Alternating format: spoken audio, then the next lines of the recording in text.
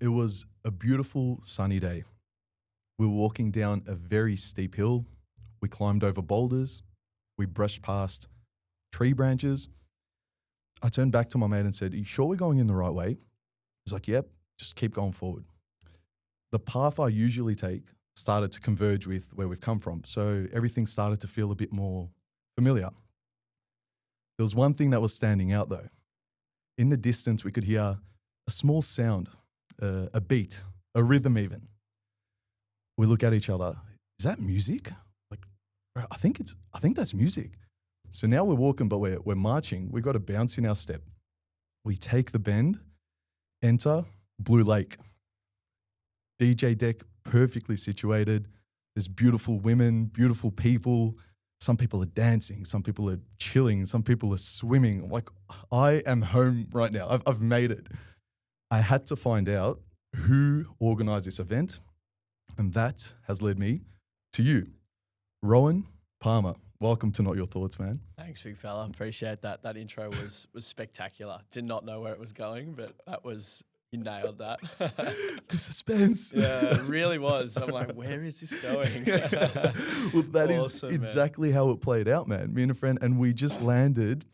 We were expecting just a chill, day at the Blue Lake, and to our pleasant surprise, we've ended up in the heart of a very exclusive event as well.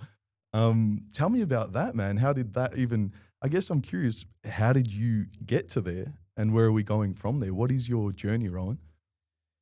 Yeah, Blue Lake. That was one of our favorite places. I guess it started with me and the boys when Liberation Group was founded, and we threw parties and we loved it. Like loved it. Everything about it was really up our alley and something that we were passionate about. And then Blue Lake came along. Blue Lake was a place. One of my mates, Nick, who's part of Liberation Group, he actually visited Blue Lake and said, "Man, we should totally do it here." Like, absolutely. We would that's what we would do. We would go to places, whether it was cafes, bars, parks, and we'd be like, "Yeah, we could run a party here. Oh, Yeah, wow. yeah, we could run a party here." But obviously, not all of them worked, and not all of the spaces. I mean, and not all of them were appropriate. But this one really was. And yeah, Blue Lake came to life. I can't remember what year the first one. So we've done two. Oh, this is ongoing. Wow, We- man, we- we we've done two. stumbled across this. Yeah. And it was, again, like I want to just emphasize the walking in part and just seeing it, the way it was set up. It just felt so right, man. Yeah. I could see, remind me your friend's name? Nick. So I could imagine Nick's like, whoa, like the vision was there, man. Yeah. He has, he had a good vision. And when I visited subsequently, I was like, this is it. Like, we got to do it. And, it came to fruition, and we made it like the first weekend of Jan was always what we would do. So we were a little bit dusty, New Year's. So we brought that vibe in. We were all a little dusty, but it was like a nice place to just relax and take it as you wanted to take it. I did that's what I did notice is you feel the vibration of the music. Like it's not just sound, you're feeling it as well, but it's not overpowering. And there was just the luxury to just, be liberated, pun completely intended. But there was like a liberation element where everyone's just enjoying themselves. So good space that you've set, because it wasn't just the place. You've created like a space in that environment, which was very nice to experience, actually. Awesome. I think the energy which is something you probably felt, and we harbored properly. We made sure that the energy of the space was maintained, nothing too hectic. Reason why I was a little bit private as well, because we didn't want it going overboard. There's obviously legal obligations, and there's water and things that were kind of on our mind. So having it semi-private to our community, and for sure, a lot of people that weren't even in my community reached out for details of the party, and we would let some people know, and because we wanted to bring more people in, right? Like into our community, that is not necessarily throwing a rager. Right. And and I think we nailed it both times. The second time we actually collabed on that party with the Sound Project. I'm not sure if you've heard them. But they are a good crew of our friends actually. Now, like we've kind of come buddies, and it's been really nice. But the second one we did with them, and we upped the game a little bit more people, Yeah. a little bit more on the setup, and man, it was it was a sweet one. Incredible. Yeah. So how does that even begin to form? I understand it's like, hey, we like parties. How can we make something of this? How does it even form into a project? What's the inception look like from the start, basically? From the start, it was me and my friends, a lot of us. We loved dance music, and we would go to events, and we'd probably 9 times out of 10 be in awe of the event, the people running the event. And I mean, I could probably speak for myself in that case. I was quite very interested in how events came about and how dance music worked and how Melbourne operated as a scene. It was really, I was passionate about it, so passionate about it, and my friends shared the same passion. So one day we decided, why can't we do this? Like we could do this. We were younger at the time. 4 years ago, I think we had the idea, like before it kind of came to fruition. And yeah, we were like, fuck it, let's just do a party. Actually, no, sorry, it was longer than that. I digress. We actually we threw a bunch of illegal parties before the. Yeah. You're saying that on the record? Goodness gracious! It's done. It's done. It's years ago. Fucking prove it. We don't do it anymore. Prove it. Yeah, we don't do it anymore. Yeah. We got permits and all. Yeah. It's all above board now. I promise. This is conceptually illegal. Yeah. It didn't actually happen. Yeah. Of course. Shit. Yeah, I should have started there. Maybe. I should have started there. No, that's fine. It started with our illegal parties, and a few of us boys would run park raves. Basically, we would run raves in a park. Oh my God! And we did like in Footscray and in Altona and in Newport. And they were getting bigger and bigger. The first one was like we were like maybe 19, maybe. We played for like 20 to 30 people max until 5 a.m. Like it went on. Yeah. And we shut that down then. And then the next one was like 50 to 70. Right. And the next one was 300. And by this point, it's literally just you're just organizing it for the sake.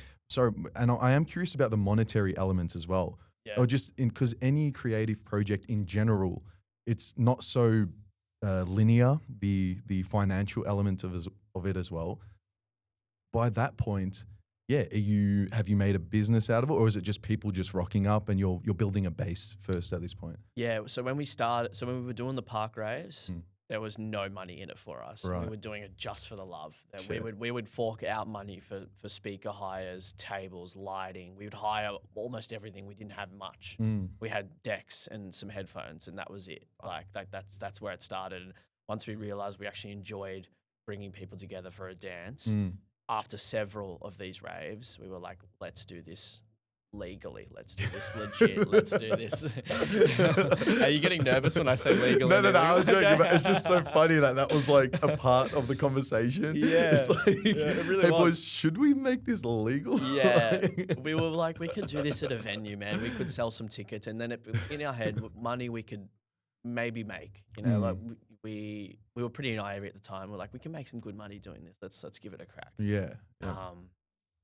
And yeah, that's where it was born, man. That's where Liberation was born. Our first party was at like a legitimate party was Talk to Me Bar on Chapel Street. Okay. We booked the DJs, promoted the event, and we packed the place. It was beautiful. Wow. Yeah, it was really, really nice. Still one of my favorite events to date. Like there was a good energy in that space, and I still remember. Is social media playing a part in the how did people even know about this event? Facebook. Okay. Facebook. Yeah, Facebook, Instagram. So Facebook events. Right. Like, true. Yeah. Facebook events. It's still where I get a lot of my knowledge of events. But I know that people are starting to steer away from Facebook now. Yeah. As far as like events are concerned, with which is fine. But back then, I think Facebook was the main point for all of us to get educated on what was out there. Yeah. Would you say from the inception, were you more pulled by the music or the community element of everything? Both. But if I had to say one, probably music. Mm. For me personally. But that's why there was a few of us in the crew, because we all had an element that we brought to the table, and I'd like to think that music was what I brought to the Right. table. Like I would control the bookings and do the set times and stuff like that. Of Mm. course, we'd all have an input. But yeah, that's why Liberation was a group of us, a collective effort, and yeah, it was something cool. Yeah, I Yeah. think that starts with the core for me at least. I feel like the music or whatever your passion is, the thing that kind of pulls you. That's when that's the core, and you're going on your path, and you're doing the thing that drives you. The that magnetizes the community element following it. Because even me personally, when I'm watching someone or looking at someone just doing their thing, that's when I feel like a pull. Like, oh, that person they're just doing what they love. And if I can completely understand why the music was at the core for you, with the layers of community kind of building on top of that, completely makes sense hearing you say that actually. Yeah. Yeah. I think the community aspect came kind of after I'd realized we had a really solid community. And this, after a few of the parties that we threw in parks, and then we saw the kind of turnout on our first couple of events, we were like, it was really nice. Like all of our like high school mates and music community friends and all these people that I loved and my friends loved were just all in one spot. Like my mum's come to a couple of Yeah, events, yeah, you know yeah. what I mean? Like it was just nice. It was good to do.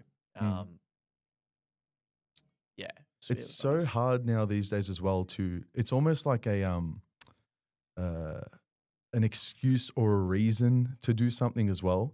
Because like there's all these people that you're saying, it's almost like, and we all experience it after high school. It's so hard to make plans. So you've almost made your career making the plans, which allows you all to catch up. So Yeah. I can see why that would be like I don't know. It's just awesome. Like me personally, if a friend has a gig on or any creating any group element, because I'm not catching up with most people, I'm like, bro, please tell me, I'll be there. Like I'm just not the one who's creating it. So Yeah.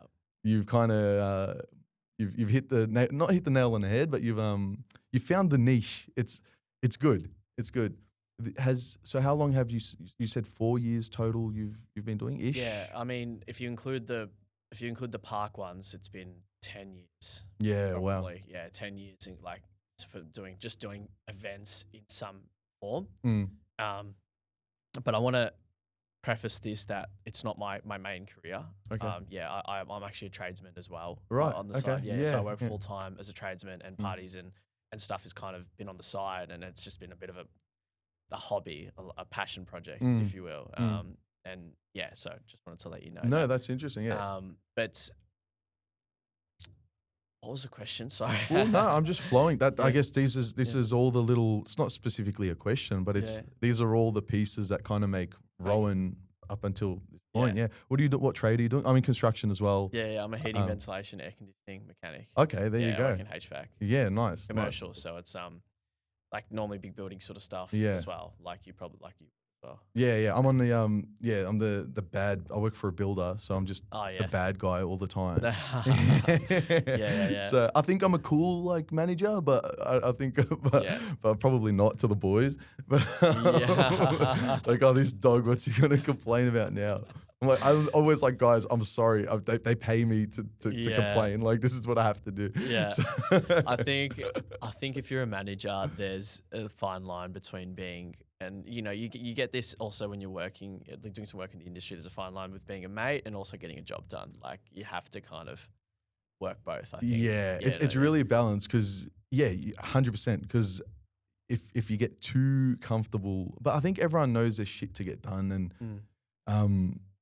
yeah, I mean we're all men. I love it. Like we're like because we have blues, but then we're good again, and I love the agreed. Like, all right, we're good It's again. boys again. That's boys. Yeah, exactly, man. Yeah, It's yeah. so good. It's so good. And like another thing as well, you're doing the passion project. This podcast is my passion project. So a lot of when I'm doing construction stuff, I'm like, I don't really care, man. Like I'm like, yeah, I care to the point where I have integrity of my work.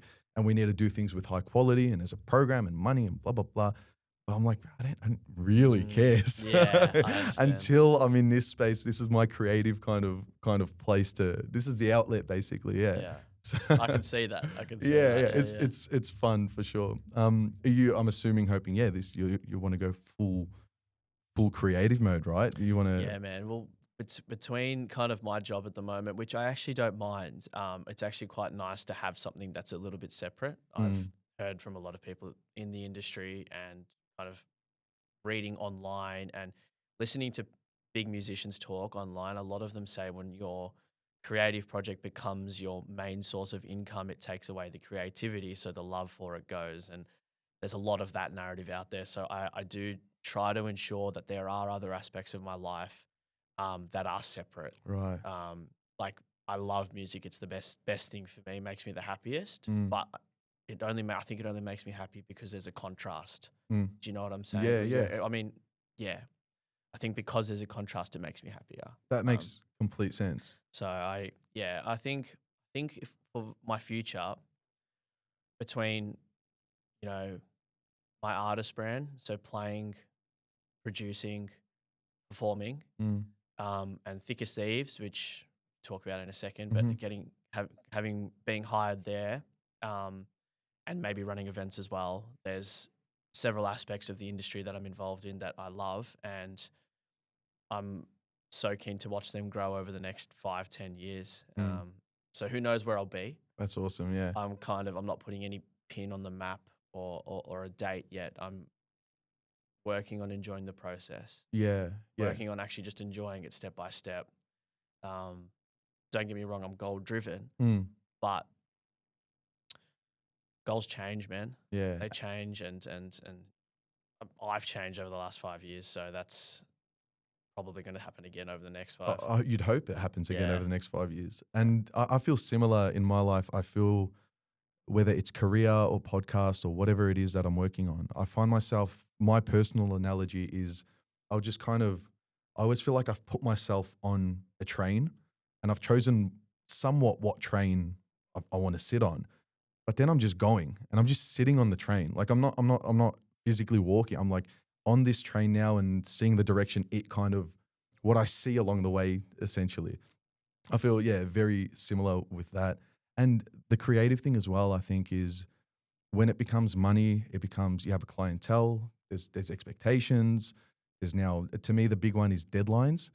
That can take away from the flow, because it's like now a pressure to create something emergent, and something can only emerge when it's actually flowing from you or through you.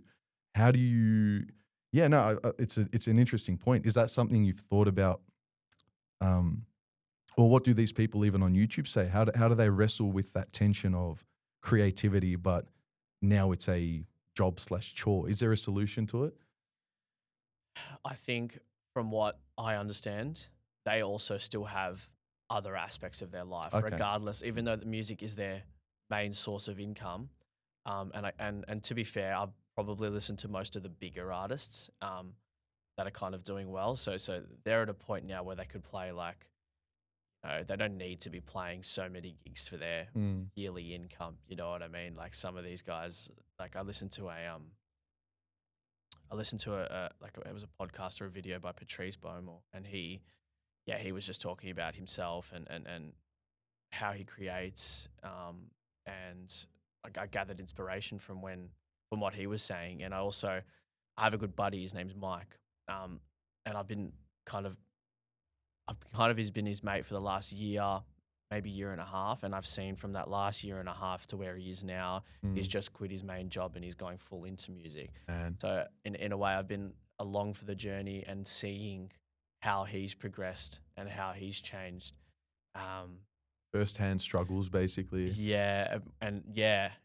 So he's a chippy. He's a chippy by trade. It's always like that. We're all just like, all right, we'll do a trade, but like because it's good and it's good money and you finish somewhat early. Yeah. But it's not fulfilling, No, you know? no, of course. But there's again, contrast. There's something else to do. But that was him, and now he's at a point where he can quit and go full on his own, and dealing with I'm not dealing with it personally, but hearing some of maybe his worries and struggles are so normal and Mm. expected for what any artist would be dealing with, you know? Yeah, and to be honest, I think it's almost it's such a harder, I assume, struggle as well, is because in the creative realm, especially in this relational realm where we're dealing with people, you kind of, I assume, again, have to somewhat put your mood aside and your feelings aside because you're presenting, you're in the public eye, you're dealing with people. Not only are you kind of producing a service, you're producing an experience. So it can almost be harder where you, like for me, I love that if at work, if I'm mad, I'm just like, don't fucking talk to me or you're gonna get it. Like, I'm not in a bad way, in like a cool. No, I'm trying to give sense. But like I can at least be angry at work and it kind of fits my role to some degree. Yeah. But it's a completely other layer in the creative realm. I feel like it can almost be spiritually exhausting doing it as well. So the grass isn't always greener, or it's a kind of like a pick your poison kind of endeavor as well. So, Yeah. but I'm still pushing for it. We're still pushing for it. That's it. Yeah.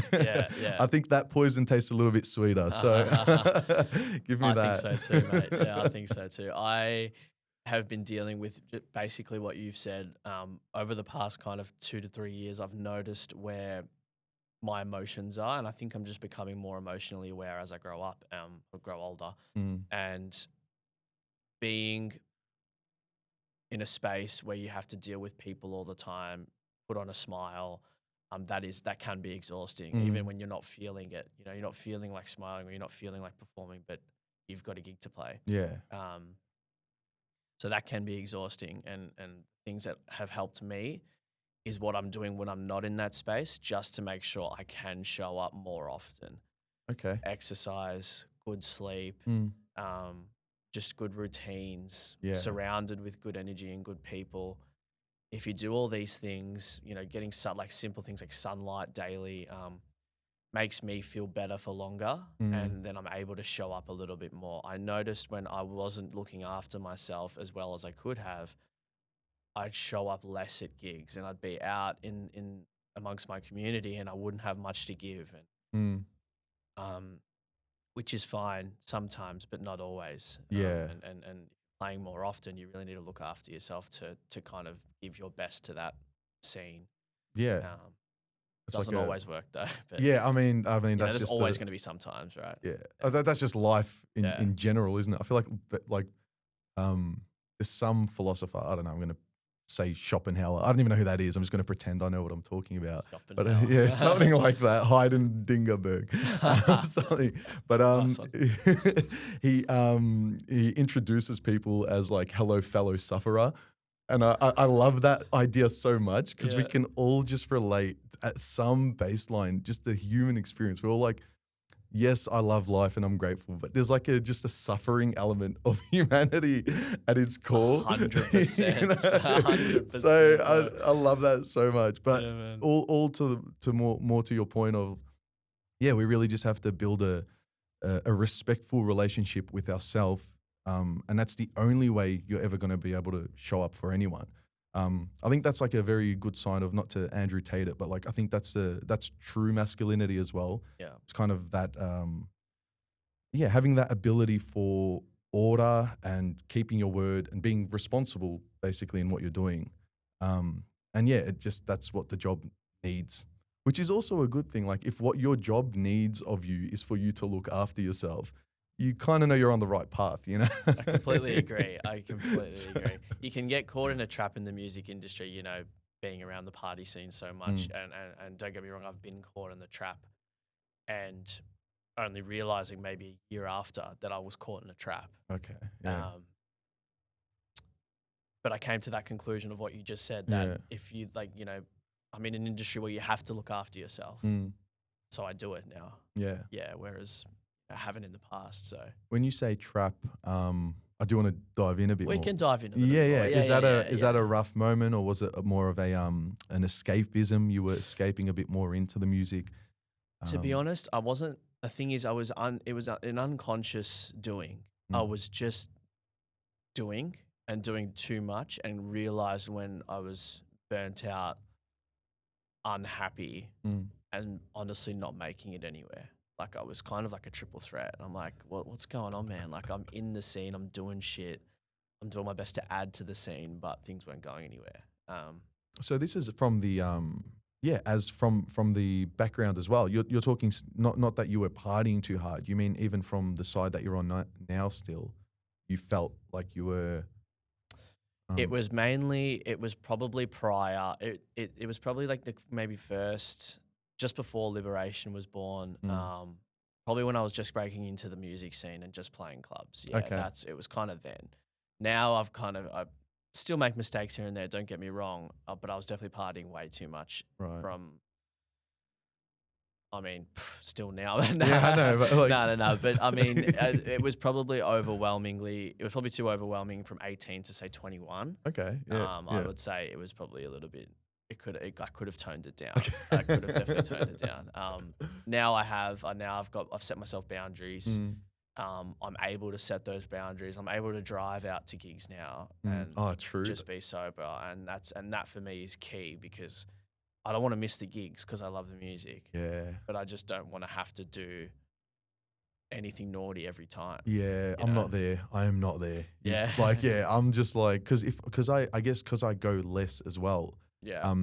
Like maybe I'll go to an event 2 to 3 times a year. It's probably why. Yeah, so that's why I'm like, let me out. It's an overwhelming experience, events, man. Like if you're not there that often, you're surrounded by people you don't know. A lot of them are drunk or on gear. You kind of your senses are heightened, man. Yeah, like, I get really socially anxious at events. Yeah. I get very it's almost like low key probably narcissistic, because I think no one actually cares about anyone. Everyone's doing their thing. But I get very like in my head and like, leave me alone. But no one's looking. But I think I just get this anxiety. I don't know what it is.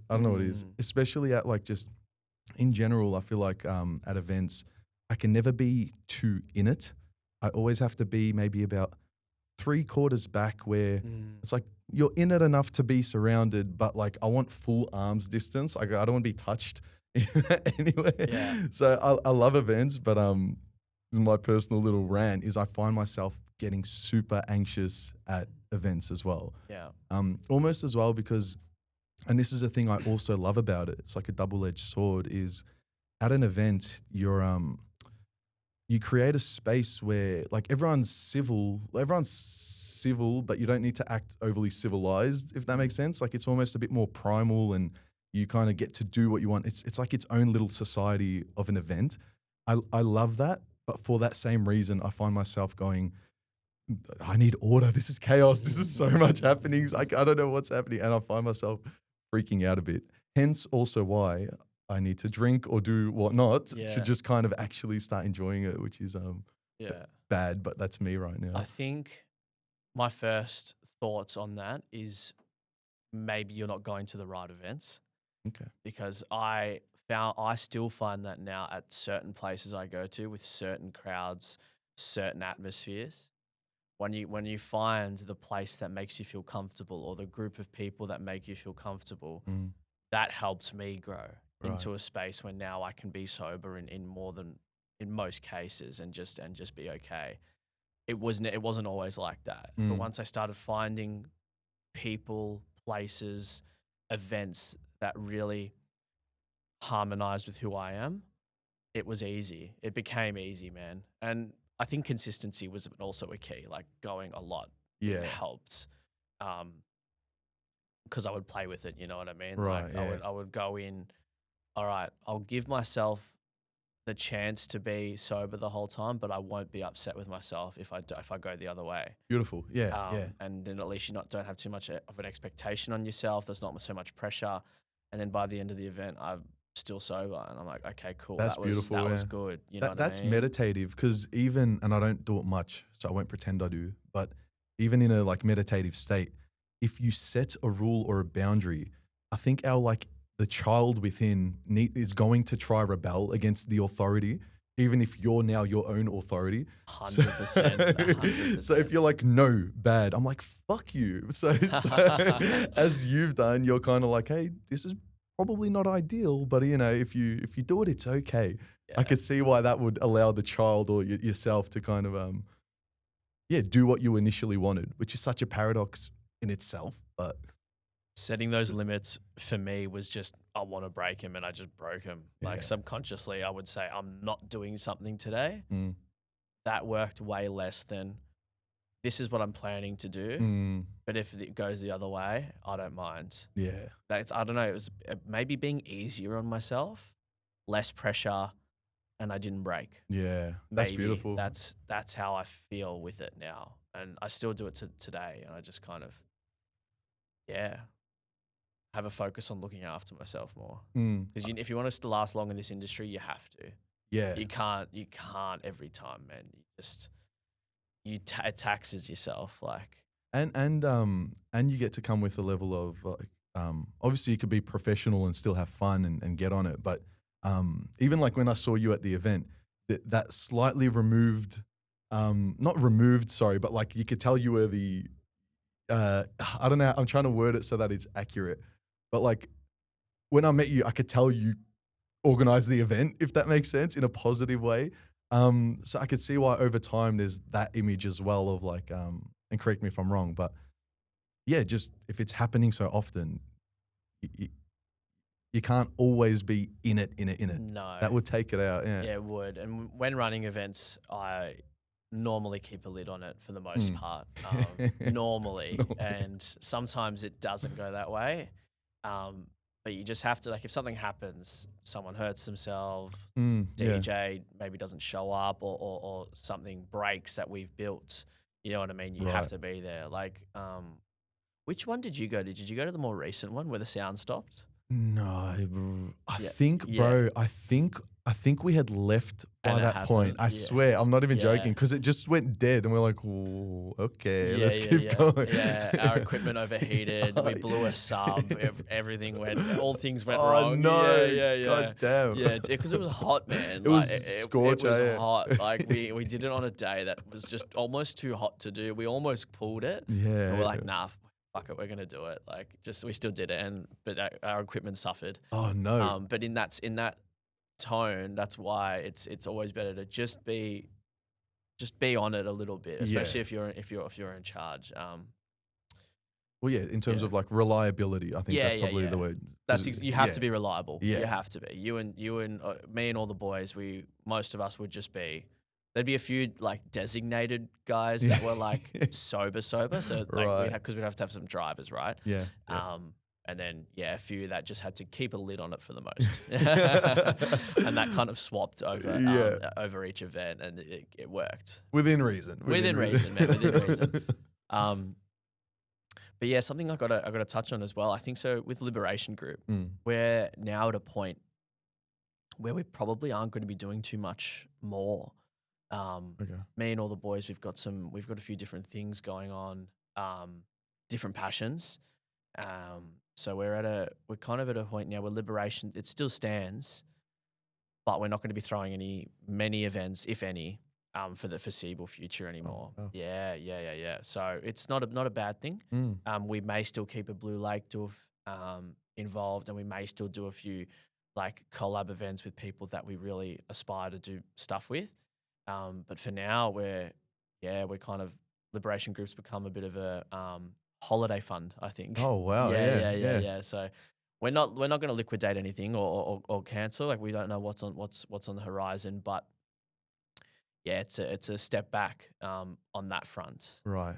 which opens up a step forward in other fronts. Beautiful. Yeah. Which is something I want to talk about. Is I'm going to be starting a new brand coming up. I can't say names or anything yet, but toward the end of this year, I'll be running a show. Oh wow. Just individually, not under Liberation. It'll be under a different name. And I've spoken with all the boys, and there's absolutely no animosity. We're all doing our own thing. Like, my boys, they're selling some red lights and products like that. Yeah. Another one of my mates is running his own party. So we've kind of just gone into different passions, which is really great, because we've all grown with Liberation, and we look at that as a really positive light. But now there's going to be some turns in the wheel, if I cogs in the wheel, turns in the wheel. Mhm. I'm looking for something along those lines, but Yeah. I didn't get it right. That's fine. The intent and the message landed. Yeah. Yeah. Do you feel like can you transfer the group of people within Liberation Group? Do you think that'll still be? We are all still very close mates, and Mm. doesn't matter what endeavor any of us are doing, we're all somehow involved. Right. Yeah, right, and right. which I really love that about my mates. We've been mates since high school, and it still shows. So yeah, they'll be coming to my events. I'm going to my mate's event, and yeah, trying to help support my mates in their new health venture. Mm. So like, we're all involved in each other, Right. with each other. Yeah. It works. It works. Yeah. Take that how you Yeah, want. blooper. Yeah. We're really, really close. Yeah. Well, that's awesome, man. It sounds like, so would you say though that the motivation has shifted over time, or is it the same drive but a different medium that you're kind of engaging with? I think a little bit of both. I think a little bit of both. Like, I think I realized that music and the industry is where I want to be, Mm. but not necessarily where my friends want to be. They do want to be involved, but it's not their kind of number one driving Okay, passion, yeah. but it is for me. So yeah, we've all kind of agreed, let's go on a holiday, and maybe we'll throw another event this year. Yeah. But like we're kind of just like, let's just keep doing our thing, boys. Like, we've all got our own things to do.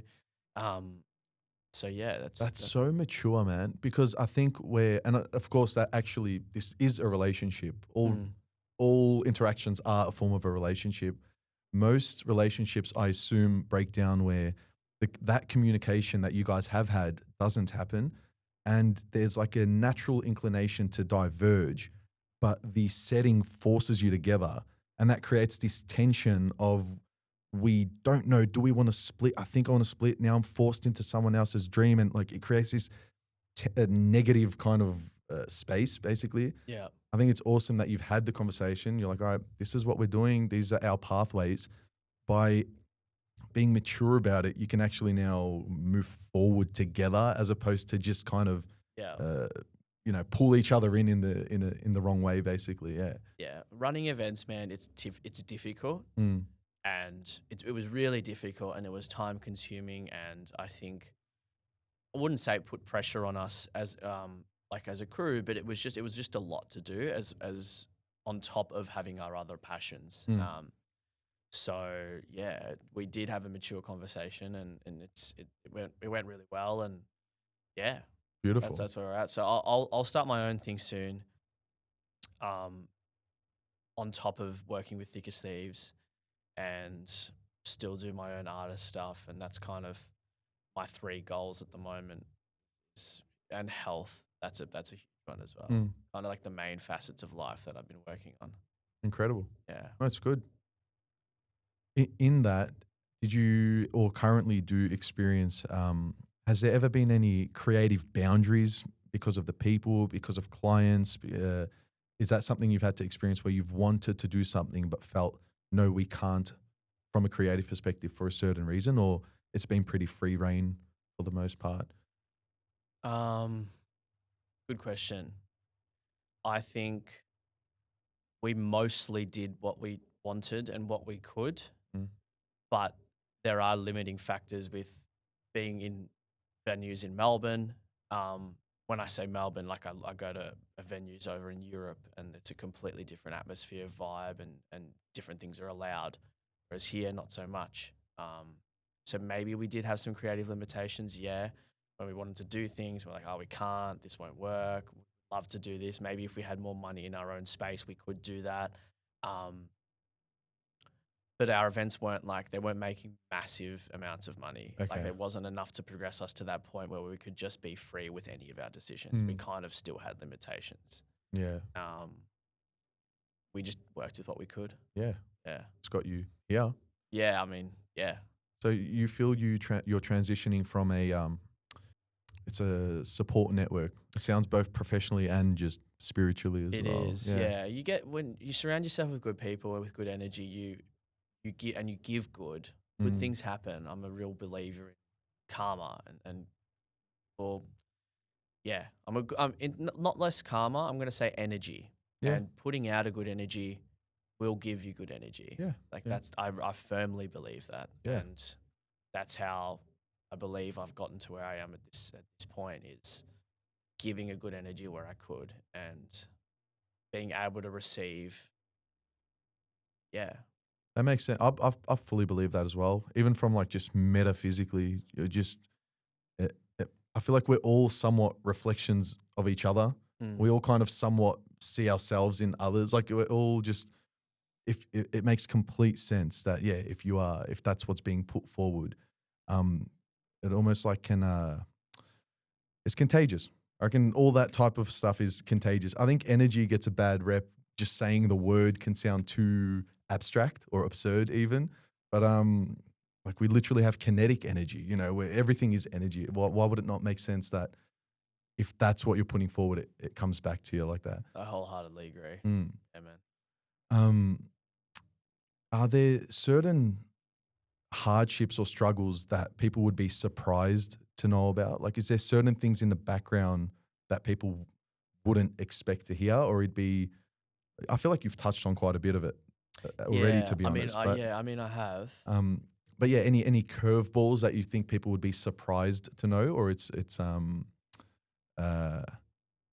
it's a pretty broad question, I may say. No, So. that's all right. I don't know. I can specify it a little bit. I can If so. I can narrow it down.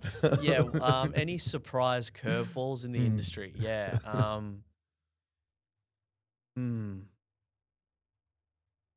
I think when you, what many people I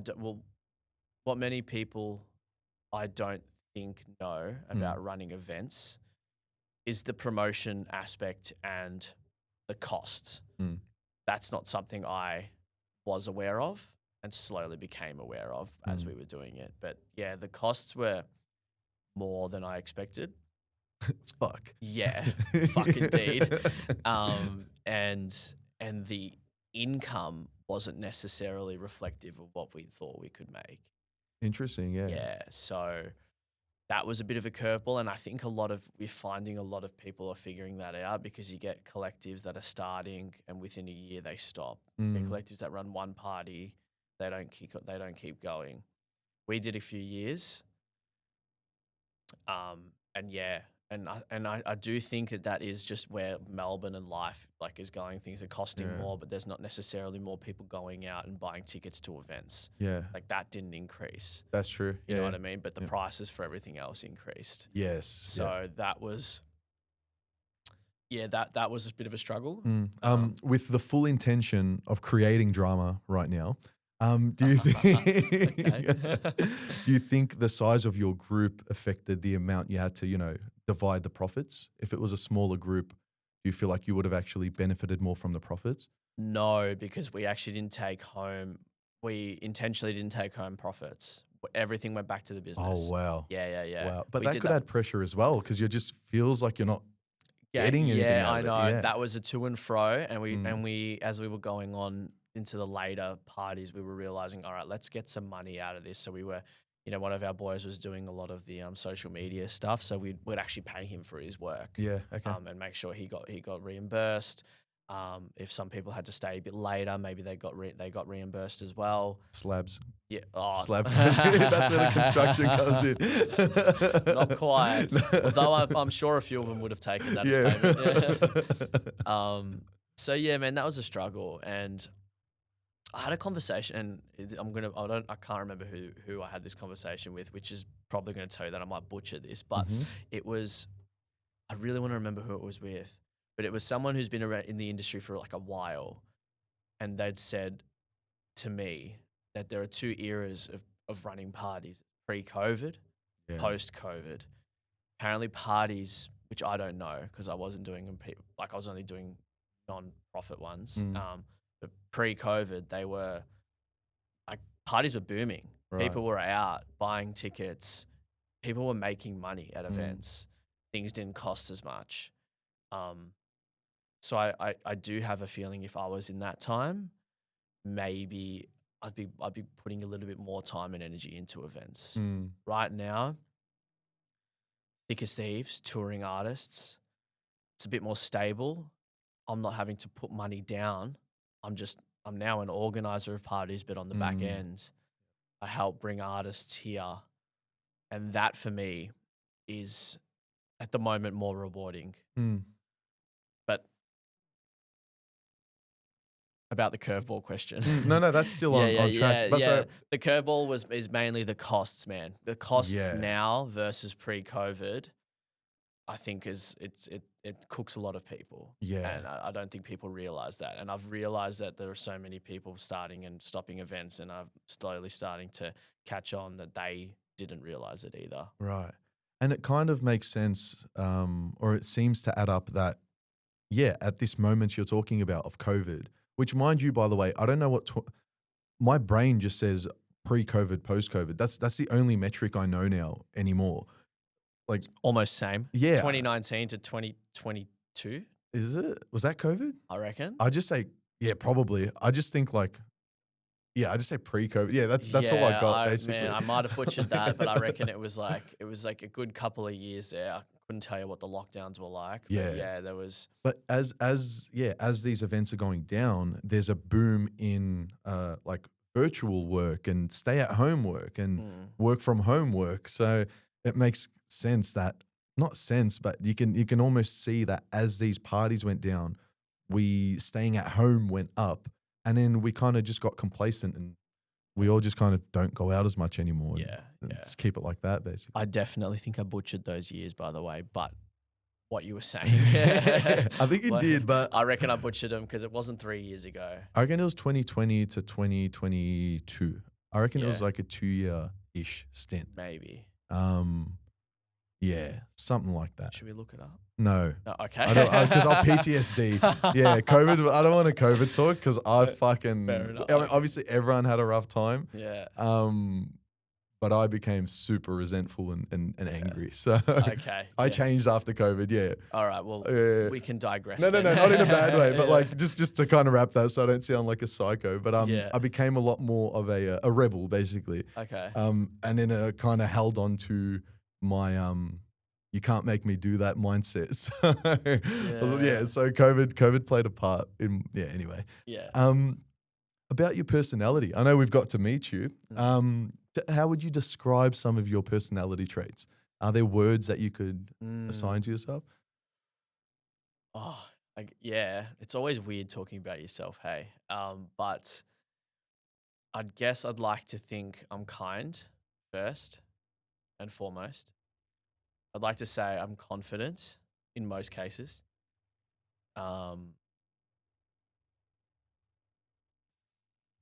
Personable, I think, is a big one for me. Like, I think dealing with people and relationships is something I not only enjoy doing, but I think I'm good at. Yeah. I'm very outgoing. I mean, I know that's a standard one, but like I enjoy being out and about. Yeah. Are you an emotional person? Very. Yeah. So you're guided by. We all are, but you feel you're guided by your emotions as well. That kind of makes decisions. 100%, man. Awesome. When I was younger, I was way more emotionally driven. Okay. Whereas now I can make decisions separate from them a little bit more. Right. Yeah, which I think was a huge part of my growth, was feeling an emotion and not having to react on that emotion. Right. Whereas younger, it wasn't that way. But now there's way more thought. Yeah. I don't know if that came with less partying. I don't know if that's come with maturity, but now I'm way more self-aware. I've come from the complete inverse of that, where I kind of grew up with a pushing emotions down, and I'm like cool and logical, and and I've just gone off like this. I used to think almost the more impolite I am, the more logical and efficient I am, and I kind of had that mindset. And as I've grown up, I've now learned to, allow feelings and kind of acknowledge that's a part of your human experience. And whether you choose to acknowledge it or not, it is deciding a lot of your decisions anyway. So for me personally, I find that interesting. We've kind of flipped to some degree. Yeah. I guess everyone's got their own experience. Yeah, of course. I think pushing feelings down doesn't help anybody. So I definitely show them. Okay. But decisions are now less based on them. So, Right. yeah. Right. You have to in the touring game. It's something I'm learning now. Things will happen in the community, in the community, in work that you don't necessarily like or agree with, but that's just it. That's that. You have to move on and kind of have to separate a little bit from the emotion of it Yeah. to kind of function well in what we do. Yeah. Follow-up question. So That you look said, around made me nervous. yeah, now we're looking at the cameras. Yeah, okay. Yeah, I We're know, bringing the mate. people in with Yeah. us. So you said kind, confident, outgoing, Personable. Yeah. Would your ex agree with what you just said? I know a few of my mates would be would be cringing right now. I think she, yeah. Oh, Jesus, I think she would. For the most part, yeah. For the most part, yeah. All right, love it. Heard it here first. Awesome, man, awesome. Yeah, I mean, again, I was curious about, was there ever a point in the whole process that you felt, whether it was emotional or financial, sorry, where you felt like, I don't know if I could do this. I might actually not continue this journey. Is that something you've experienced? Definitely. Several times as well. It was when I mentioned to you prior, I was just taxed, not getting anywhere, and realized that going out to events and drinking all the time, is that a lifestyle I want to do? Like, do I want to do that forever? Knowing the damage of drinking, knowing the damage of lack of sleep, is that something I want to continue with for the rest of my life? So that since then, I'm like, no, I love this shit. I love it, but I just need to make it more sustainable. Yeah. I, in turn, have actually played less club gigs intentionally, said no to a few gigs intentionally to save energy. Right. I'm really being intentional with where my energy goes. And part of that is going out sober. And that has helped me see a light in this industry where I can do what I love, enjoy the events, but not let it ruin me anymore. Yeah, it sounds, more, it's actually sustainable now. Yeah, whereas it wasn't, and for some people it still isn't. But I just think you need to have rest to make this work. So to answer your question, yeah, there's been times where I'm like, I don't know if I want to do this. Like, do I want to go out and play at 3, 4 a.m. twice a week, cook my whole week from it? And you know what I mean? Do I want to do that? Yeah, maybe. No. Yeah. But I do know I love performing. I love playing for people. I love the feeling I have on the dance floor. So I love giving that feeling to other people. Right. So I love organizing events. I love like all of it, man. So much of this industry I fucking love, and I just didn't want to let slip away just because the lifestyle might not be as good. It's still rewarding. Yeah. It's still rewarding. Done right, it's very rewarding. It sounds like you've really outgrown the adolescent phase of your career. 100%. You're not the rebellious teen in your career, and you're now, I guess I'd say, as we are, young adults basically pursuing it in a it sounds a lot more calm and collected, is what I'm hearing you say, as opposed to what it was. It is. Yeah, it is, man. And I don't know if that comes with age, I guess. But yeah, just being aware of how you feel, where you're putting your energy, they're big deals, man. Both of those things are just massive for me. So yeah, that's why I think that's why I think this is it. This is where I'm staying. Like I've got so much more to go and learn, and I don't want to stop doing that. Do you have any tips, or do you have a philosophy for networking in an authentic way? How do you approach networking? Good question. One thing, I had a mentor when, like, early on when started to realize I wanted to be in this industry, and something he taught me was having something to offer prior to asking for anything. Mm. Now, that was something I brought to the table often. If I met people, I would have in mind not to just ask them to listen to something of mine, because then straight away you're asking for their time. Yeah, here's my mix, listen to it, which so many young people do. That's asking for their time without an offering. Like, what value have I given this person to take their time to listen to my music in the first place? And that's your first foot forward you're taking. Yeah, This person's like, all right, this person's a taker. yeah, and that's Yeah. that's kind of how it is. So I would always offer help in Mm. whatever way I could. It was in an event, I'll take photos, man. I'll help you set this up. Like, do you need help coming in prior? I'd help put up posters and things for inside venues for clubs and stuff. And it was just something I did because I knew having an offering and just being around and present in a helpful and positive way was a way better way to network than to ask for something and just say, I'm good. Being good as a male DJ isn't enough because we're saturated. That's the standard, yeah. Thousands of us, bro. You need to have something about you, good energy, something to offer. And yeah. And you said authentic. That is truly what you have to be, because that, I believe, breaks through. I think authenticity breaks through more than being fake. Right. Way more. Like, you can put on a face, maybe get yourself somewhere, but to go further, yeah, you'll get eventually being fake will zap your own energy, so then you won't even have the juice to do what you want to do because you've just been fake the whole fucking week. Nah, if you're yourself with everybody in all interactions, that breaks through. And you meet people in this industry and you realize who the ones that have made it pretty far are pretty authentic. Yeah. That is high value. Yeah. Because it sounds like the experience is the reward itself.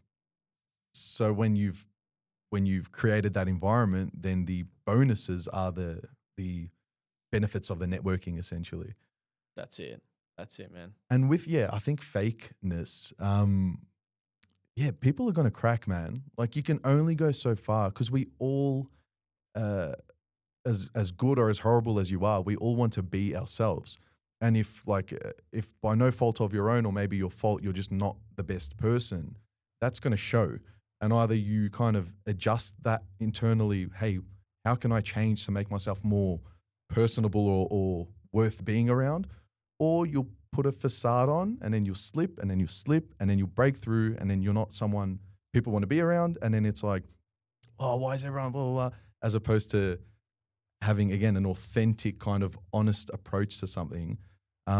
Yeah, man. Real recognize real. That's what I'm trying. But it is true, man. That is it, man. It really is it. And don't get me wrong, bro, because people skills is called skills for a reason. So I wasn't always very confident as I told you before, going out and meeting people. I wasn't the most confident always. It becomes a skill in order to carry yourself in an authentic way. That is actually a skill. That's something people have to work on, because being authentic in yourself, it's like opening yourself up. You're being vulnerable. Yes. Yeah. Because you're being yourself. And that vulnerability, to be able to access that and do that on a day-to-day basis, I believe is a skill. It's not just something you have, and it's not something you can't have. Yep. You just have to work on it and think about it. Yeah. And as you keep going, I guess, refine it so that it's more adaptable. That's why I love the podcast is, you need to be tenacious. You need to be adaptable to the person in front of you. But you're kind of doing this on this like overdrive, heightened version where you've got so many different people that you need to be able to almost relate to everyone about. Definitely a skill. Yeah, man. So I know we, as we mentioned, we're going with the flow. We're being airbender nomads.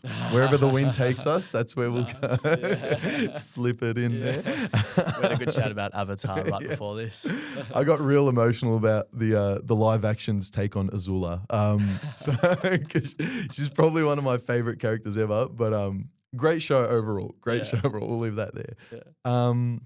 So yeah, although we do go with the flow, do you still have a soft idea where 5 years looks like for you? I actually thought about this this week, and in short, no. But I have, in short, no, but yes. Yeah.